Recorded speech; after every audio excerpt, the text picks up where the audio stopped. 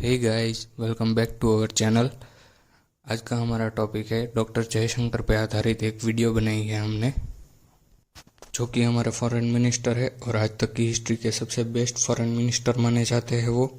अब बात करते हैं थोड़ी डीप में, जिसमें हम देखने वाले हैं ऑल ओवर इंडिया में जो कुछ भी फॉरेन मिनिस्टर द्वारा किए गए फैसलों और नए नए चेंजेस के बारे में। पहले थोड़ा पास्ट के बारे में बात कर लेते हैं।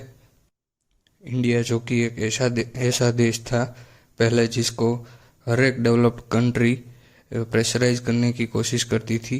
अगर पाकिस्तान भी परेशान करता था तब पहले के प्राइम मिनिस्टर्स अमेरिका या फिर यूएन जैसे ऑर्गेनाइजेशन का सहारा लेता था।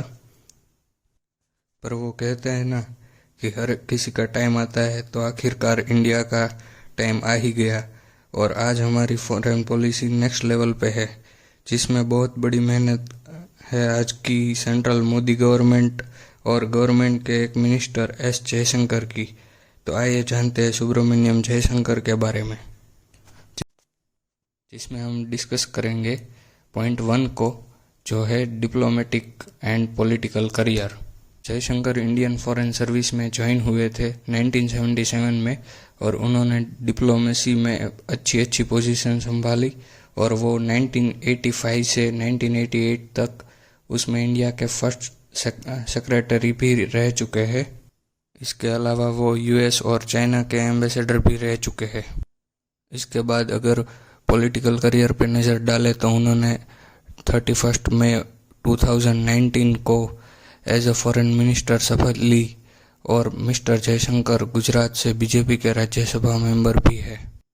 अब हम बात करने वाले हैं पॉइंट 2 की, जो है यूक्रेन रशिया कॉन्फ्लिक्ट।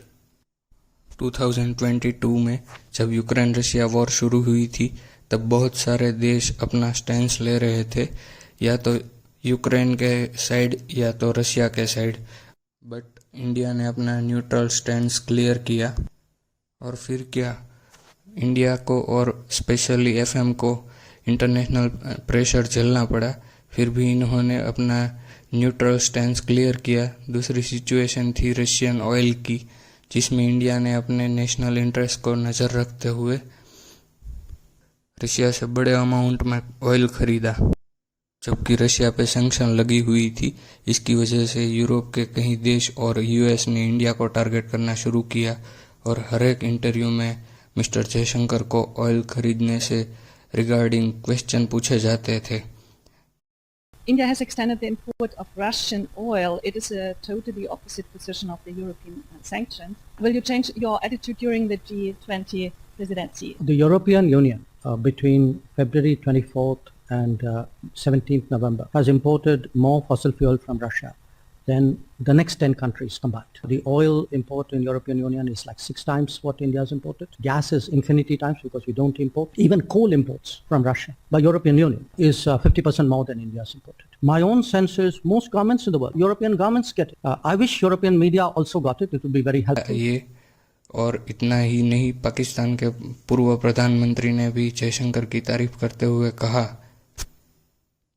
तो इसमें हमें पता चलता है कि मिस्टर जयशंकर अपनी बात और अपना ओपिनियन में रखने में कभी नहीं डरते और वो टू द पॉइंट बोलते हैं। यूरोप के बार बार टारगेट किए जाने पर उन्होंने यूरोप को भी ऐसा जवाब दे दिया। I noticed you refer to oil purchases. If you are looking at energy purchases from Russia, I would suggest that your attention should be focused on Europe, which probably we do buy some energy which is necessary for our energy security, but I suspect, looking at the figures, probably our total purchases for the month would be less than what Europe does in an afternoon. So you might want to think about it. Russia अपने war के finance को संभालने के लिए oil को सस्ते में बेच रहा था, तब इंडिया के अलावा चाइना और यूरोप के कई देशों ने उनसे ऑयल खरीदा था, लेकिन उनको कोई टारगेट नहीं कर रहा था, तो उनको भी एफएम ने ऐसे चुप कराया। अब हम बात करेंगे हमारे तीसरे और लास्ट पॉइंट के बारे में, जो है foreign policy and patriotism. Mister Jaishankar के टेन्योर में फॉरेन पॉलिसी पे बहुत काम किया गया। इंडिया के रिलेशंस पावरफुल कंट्रीज़ के साथ हो गए और वो भी दोनों तरफा। इंडिया के रिलेशन आज की डेट में USA, Japan, Russia, Israel, south Korea and France जैसे पावरफुल कंट्रीज के साथ है, लेकिन फॉरेन मिनिस्टर इंटरनेशनल रिलेशंस से पहले अपने नेशनल इंटरेस्ट में भी सोचते हैं। अपने लोगों का फ़ायदा क्या है, ये उनकी सोच उनके डिसीजंस में दिखती है। कश्मीर के टेररिज्म के मुद्दे पर उनको बार बार पूछा जाता है, तब उनका आंसर क्लियर कट रहता है। और चाइना जब बॉर्डर डिस्प्यूट कर रहा था, तब इन्होंने चाइनीज डिप्लोमेसी से बातचीत करके इश्यू रिजॉल्व किया। तो और फॉरेन पॉलिसी भी गजब है आज के टाइम पे, और इंडिया के फॉरेन ट्रेड्स भी बहुत ही गजब और शानदार तरीके से चल रहे हैं। ओके, तो that's it for the day guys. मिलते हैं ऐसी ही किसी नई इंफॉर्मेटिव वीडियो में। तब तक के लिए शुक्रिया। Take care, bye bye. Like, share, subscribe.